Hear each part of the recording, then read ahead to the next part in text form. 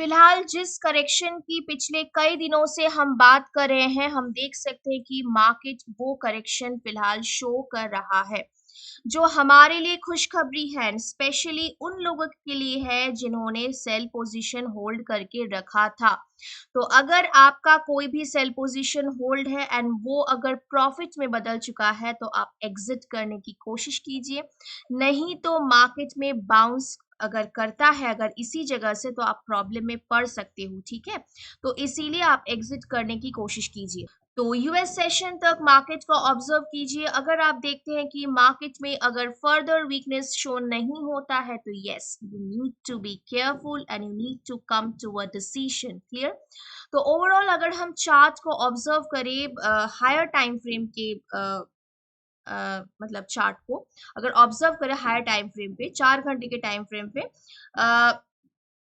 तो आप देख सकते हैं कि मार्केट बुलिश नजर आ रहा है, देख सकते हैं आप लोग। एंड मार्केट करेक्शन शो कर रहा है एंड दुनिया का कोई भी मार्केट को करेक्शन में आना ही पड़ेगा, नहीं तो मार्केट ऊपर कैसे जाएगा, राइट। तो पोजिशनल ट्रेडर्स हो या स्विंग ट्रेडर्स हो, मैं इन लोग के लिए स्पेशली कह रही हूँ कि आप लोग के लिए 2300 का जो लेवल है ये सबसे अच्छा सपोर्ट लेवल है आप लोग के लिए। इसके पास ऑब्जर्व कीजिए, इस लेवल के आसपास, क्योंकि ये एक अच्छा साइकोलॉजिकल लेवल है, ठीक है। तो आपको यहाँ पे एक अच्छा खासा बाइंग अपॉर्चुनिटी आपको मिल सकता है। आप यहाँ पे बाइंग अपॉर्चुनिटी एक्सपेक्ट कर सकते हैं 2300 के आसपास, अगर आपको पोजीशन होल्ड करना है कुछ हफ्तों से लेके कुछ महीनों तक, ठीक है। तब ये 2300 का लेवल आप लोग के लिए एक अच्छा सपोर्ट लेवल है। तो अब चलिए डे ट्रेडर्स की बात में करूंगी। आ जाते हैं 1 घंटे के टाइम फ्रेम पे। हाँ, ये रहा 1 घंटा का टाइम फ्रेम। तो यदि आप डे ट्रेडर हैं तो you need to be very careful, क्योंकि आज फ्राइडे है वैसे। और अगर हम इकोनॉमिक कैलेंडर को ओपन करके अगर देखें, चलिए आ जाते हैं इकोनॉमिक कैलेंडर पे, तो आप देख सकते हैं कि आज भी कितने सारे इवेंट्स हैं। देख सकते हैं आप लोग, आज भी बहुत सारे इवेंट्स हैं। और वैसे हम लोगों ने पिछले 2-3 दिनों से, आई एम सॉरी, 2-3 महीनों से हमने देखा है कि मार्केट कोई भी इवेंट हो, मतलब किसी भी छोटे छोटे इवेंट्स हो, मार्केट रिएक्ट कर रहा है। तो थोड़ा आपको सतर्क रहना है, क्योंकि मार्केट अगर बहुत ज्यादा वॉलेटाइल हो गया तो आपके जो स्टॉप लॉसेस है वो हिट हो सकते हैं, ठीक है। तो बी वेरी केयरफुल। तो चलिए फिर से एक बार चार्ट पे नजर डालते हैं। तो फिलहाल जो प्रेजेंट ट्रेंड है अगर हम उसे फोकस करें, तो ये सेलर्स तो अभी भी यहाँ पे मौजूद है। एज अ डे ट्रेडर आपका भी स्ट्रैटेजी उसी हिसाब से ही होना चाहिए।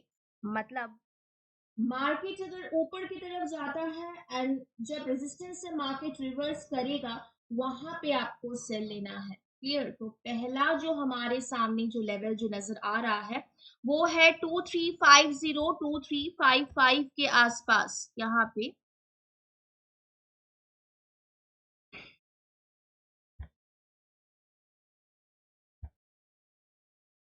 2350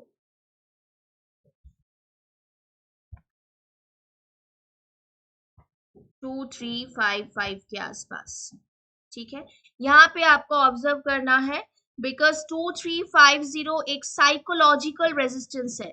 ऊपर से अगर हम देखें तो ये पिछला सपोर्ट यहाँ पे रेजिस्टेंस का भी काम कर रहा है।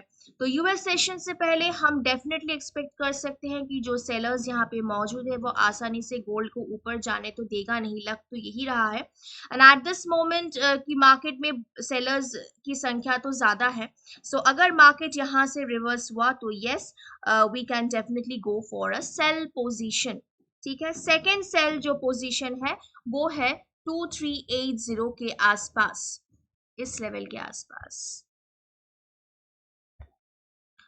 2380, इस लेवल के आसपास आप लोग सेल पोजीशन एक्सपेक्ट कर सकते हैं, जो कि काफी दूर है 2380 2380।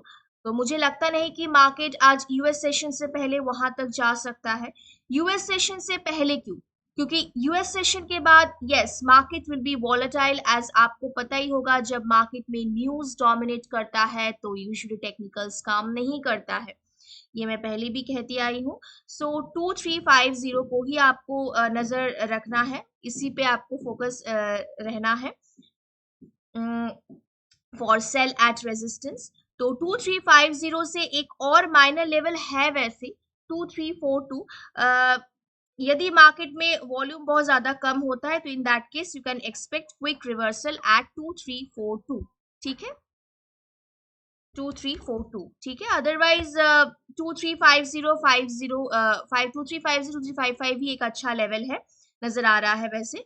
तो यदि मार्केट ऊपर नहीं जाता है तो मार्केट में अगर वॉल्यूम कम होने की वजह से मार्केट ऊपर वैसे नहीं जा पाता है तो इन दैट केस आप 2352 के नीचे भी आप सेल की पोजीशन एक्सपेक्ट कर सकते हैं।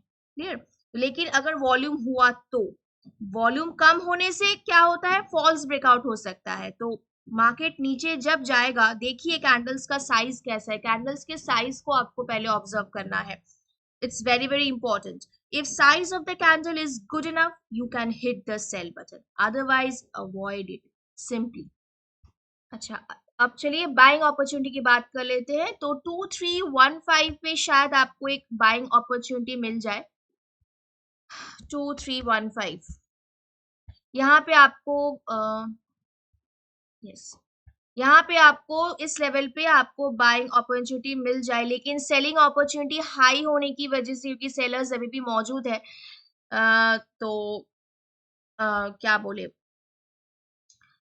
मतलब be on the sell instead of looking for a reversal. मतलब मैं यही बोलना चाह रही हूँ कि सेलिंग अपॉर्चुनिटी हाई होने से भी be on the sell instead of looking for a reversal. Clear? तो यहाँ पे अगर कोई रिवर्सल ले सकता है वो है 2300 का जो लेवल है, लेकिन वॉल्यूम तो वैसे सबसे इंपॉर्टेंट है, आपको पहले वॉल्यूम को ऑब्जर्व करना है। तो अगर मार्केट रिवर्सल शो किया 2300 के आसपास, आपको बाई करना है। फिलहाल मार्केट में कंसोलिडेशन है एंड ऑब्वियसली कंसोलिडेट करना काफी आम सा बात है। तो मार्केट में अच्छा खासा यहाँ पे करेक्शन शो किया है, देख सकते हैं आप लोग, मैंने वीडियो की शुरुआत में ही कहा था। तो ऑब्वियसली मार्केट थोड़ा आराम तो मतलब फरमाएगा ही। तो चलिए देखते हैं यूरोपियन सेशन और यूएस सेशन में मार्केट कैसे रिएक्ट करता है। फिर से मैं रिपीट करना चाहती हूँ, ध्यान से सुनिएगा। अगर मार्केट ने टेम्पररी रिकवरी शो किया, sell at resistance is the best trading strategy. If market fails to go up, we can look for a sell where 2325। ठीक है, 2325, 2325 ना,